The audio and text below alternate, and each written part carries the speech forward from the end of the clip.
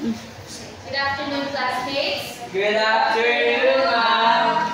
So, for this afternoon, we are going to have a new discussion. But before that, I will going to implement the classroom rules. Everyone, please read. Classroom rules. Listen attentively. Raise your hand to answer. Cooperate actively. Yes, thank you so much, everyone. I hope that our discussion will be smooth up until the end of the discussion. Now, I have an activity for you guys. It is called Finding Rizal. So I will call someone.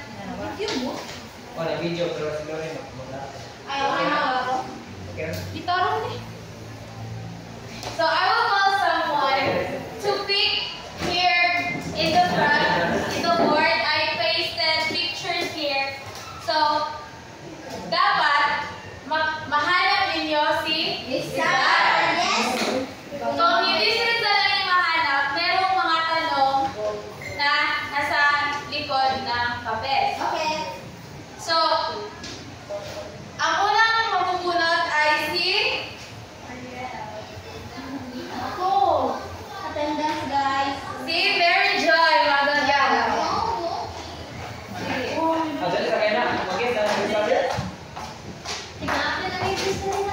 Magnita, no? Ay, dili, paano? Ipakita. Ay, handa. Si Rizal na. Rizal na, ipakita. Who are the three Boracay priest who has been executed in Cavite or Cavite. Si Kuan. Borgos.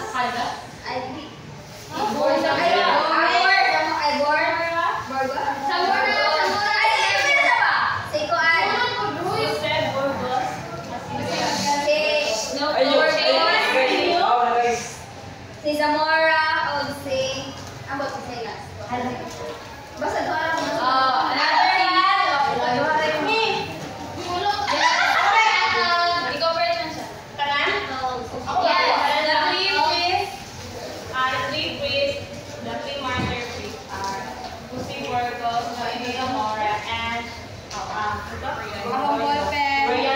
Yes, you're right. Thank you. Another person. Who will find Rizal? Noreen Loyloy.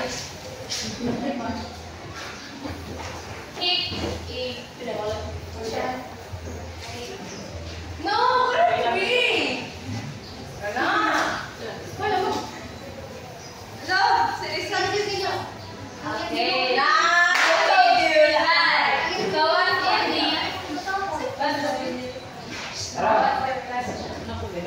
What is the first number of the four letters? No.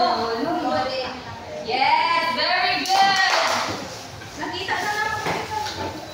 Doon.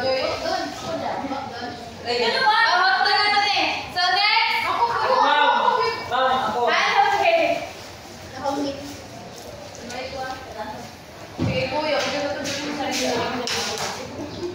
No! Ay, hindi ko po. Who is in the You have? Three. What? Chocolate cola. Yes, congratulations.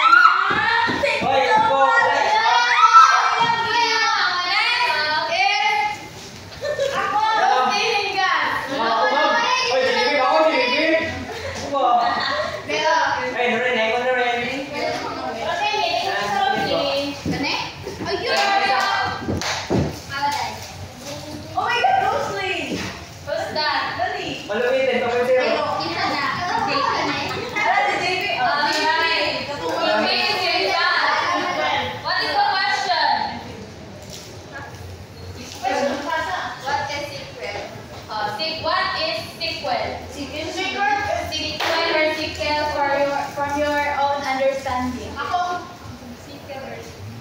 Sequel? Mama! Sequel. Sequel. Mama! Hindi ka equal. Ito mo na. Oh, wala mo siya answer. Hoy, sige ba siya? Kuan. Call a friend. Kalayaan. Call a friend.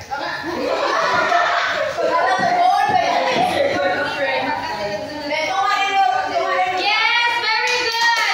Equal is continuation. And we have last two. Ay, sorry. Ako deliver. Yes. Raquel. Deliver. Ako ba? Nakagan. Nakakaon dito. Tulungan mo kanina kulit. Kapag Raquel, galit. Kuya Raquel, di ba nagkakaroon na ka? Karoon ka. Uy, ano ka? Ano si Rani? Picture one. Ano na? Everything, Maria Clara? Hello. Sisa ka ba, Andy? Sisa ka ba? No. Ayaw ko. You take my love. Ay na, ay na. Maria. Alright, thank you. Maria. And the last one is Aldrin. Ikaw. Ako. Picture. Ayaw na. Sorry. Bisa ko yan. Wala ako na eh. Oh, si Rizal. So what is? This term of no limit ang here. Ah! Touch me not. Yes. Touch me come. Touch me please. So, Touch mo kami. from the activity that we had, there is a question there, the sequel, the non-equivalent, Maria Clara, and Borza. So, as we all know that we already discussed the non-limited here. So, what do you think is our topic for this activity? Yes, Crystal? Our topic is after is the sequel of Knowledge and Yes, very good. Our topic for this afternoon is the El Filibusterismo. I'm totally back then. So before that, we have our learning objectives.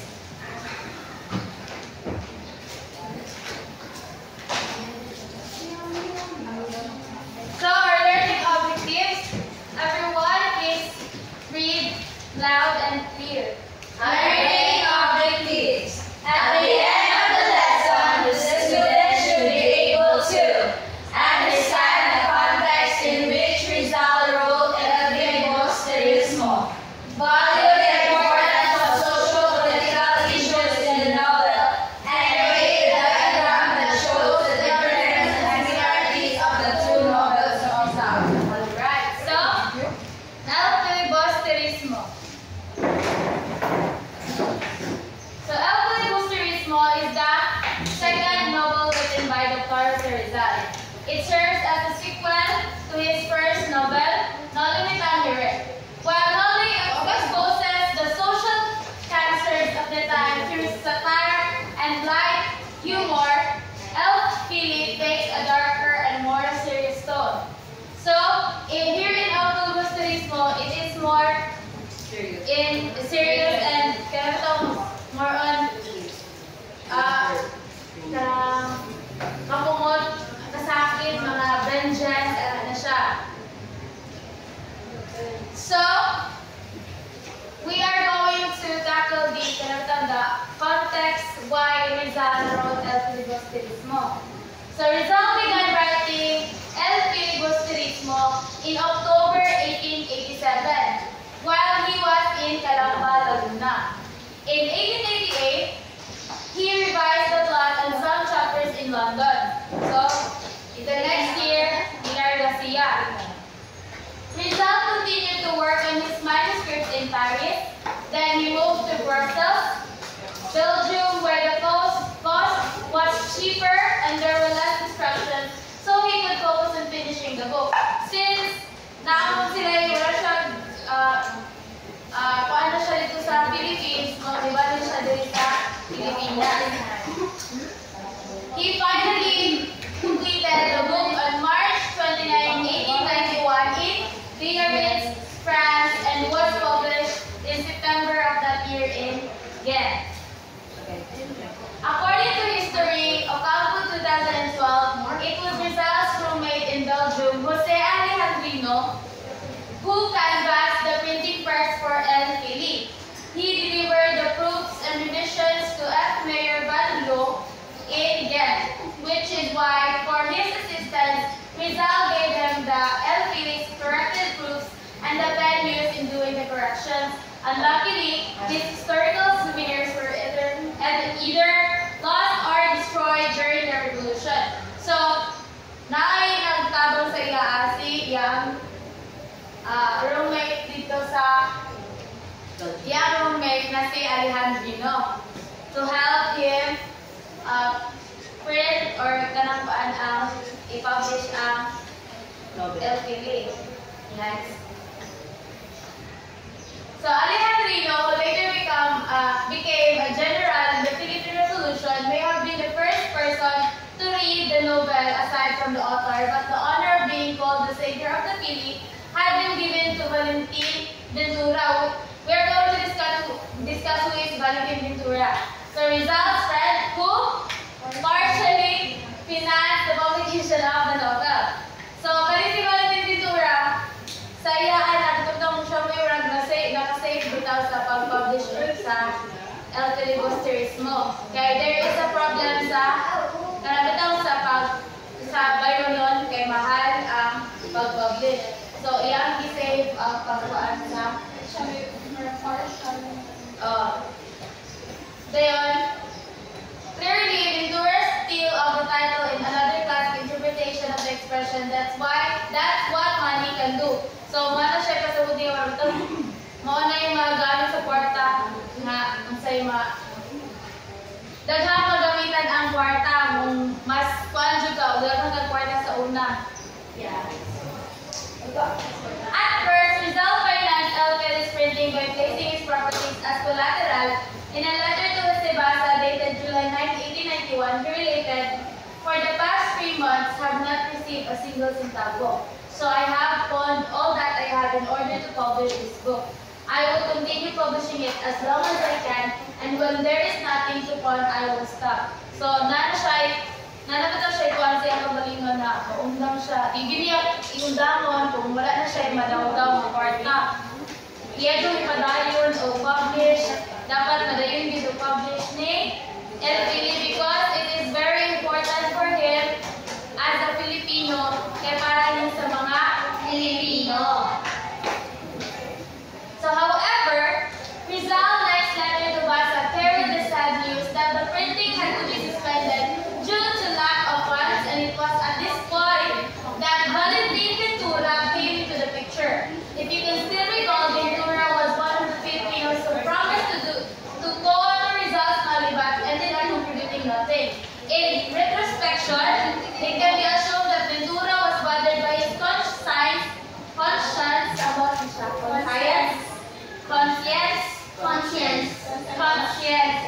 Having known Rizal's predicament, he offered his generous monetary assistance for Rizal's El Fili. That's why the original siya may hatagan sa original copy sa nalimitan El Filibusterismo. For Ventura's saving act, Rizal gave him the lowest original manuscript, a pen, and an autograph printed copy. In 1925, the Philippine government bought the El Fili manuscript from Ventura for a large sum of 10,000 pesos. At present, it is now being kept in the National Library. So, ang nasa account Ventura ang original na ipalit sa Pilipinas. Kaya sa importante din na siya copy sa Pilipinas. No? That's why, naahangod karon na pagkapon tayo libro sa No-limiting. El Filibusterismo. So Rizal wrote El Filibusterismo while he was in exile and under constant surveillance. So, agi sa pagsulat niya sa nalimitang hiri. He was poor and had to borrow money to publish it. The novel was finally published in 1891 in Ghent, Belgium. Despite the hardships, Rizal was determined to finish the novel because he believed in its power to open the minds of Filipinos. It was its way of continuing the fight for justice and national dignity through literature. So, kung hindi dyan dahon ni Rizal ang pag-publish ani na libro of the histories mo, because this is the most ano siya pinaka-powerful na literature na iya ang nasulat for the justice and para sa independence sa Pilipinas.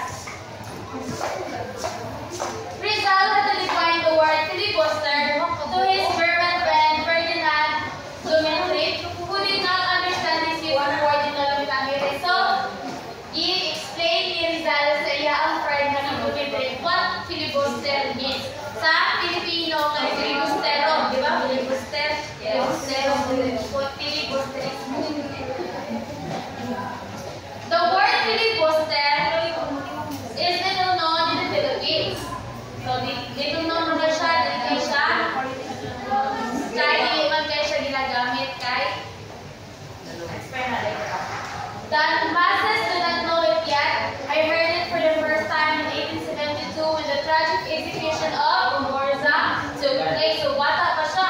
11 years old siya, di ba? And I still remember the panic that this word created. So, dito, parang maod ang term na filibuster. Our Father forbade us to utter it, as well as the words Cavite, Burgos, one of the executed priests. O na siya, itong friends, ay itong nakuha sa pari namin sa ilang media related, no? Namatay Burgos, Father Burgos. And the Manila newspapers in the Spaniards outlined this word to one whom they want to make a revolutionary suspect. The Filipinos belonging to the educated class fear the reach of the word because it does not have the meaning of freebooters. It rather means a dangerous patriot who will soon be hanged or well, a presumptuous man. So, kanina term mo na siya term na ginagamit sa mga tao na patriot kaya agad sa ila ang kanang ikuan sila revenge or kung sila sa the traitor sila sa kuan sa Spaniards. Manigigamit na term. If mayroon ka mga filibuster ka, mabalo sila, maot na siya, o puhon, mag-iip na dahil, oo. Note that the filibusterismo is the novel's title. In the novel's title is derived from the simpler term filibustero, which contextually means subversive, dissident, revolutionary, seditious, insurrectionary, and sectional. Lalo kayo eh. From the word, sama na sa atin, a revolutionary is something mag-revolt ka against sa government. No? Sa mga Spaniards, may nagdala ng mga government na tawag sa una. So, gigamit din yung term sa mga tao kung mag-revolt sa ilaang. Mga na sila, kumagyo na rin sila. Okay, kung na siya kanyang alam, kartong pag ganito, from spying, activation spying. Spying? O, kanang mga important sa upang mag-revolutionary, di ba? Spying, di ba? Masa ibang pumuhaton na i-revolt sa government. Then, fittingly, Rizal dedicated the book to the memory of the Gomorza. So, this is the kanagiyaan gidedicate sa tulong ka priests. The three Filipino patriotic priests who were accused of being filibustero and thus executed. So, dili niya gikuha ang ngalan sa Elvin Bustos. Yes. Next. Wala. The foreword of the film indicated to the Filipino people and their government. So, ang Philippines, para sa ilaang, mag-indicate para sa mga Filipino people and their government. The original manuscript also includes a warning and a description on the title page written by the author's friend, Ferdinand Blumentritt. What is a warning? Kay, kung itong makita. Muna na siya, di ba, ginabawal naman sa Pilipinas ganito, Dolomitangere. So, na-adyo warning nga, dapat hindi makitaan sa mga Spaniards kay dili maabot sa mga Pilipino, dili mabasa sa mga Pilipino nila book.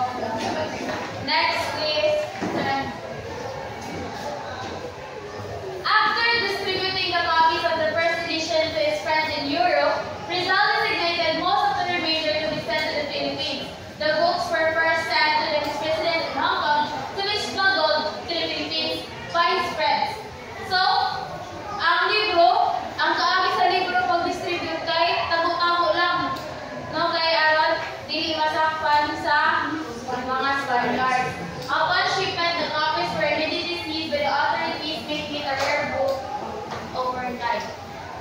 And hangtod sa nakuha nilang 1 Luna ang libro.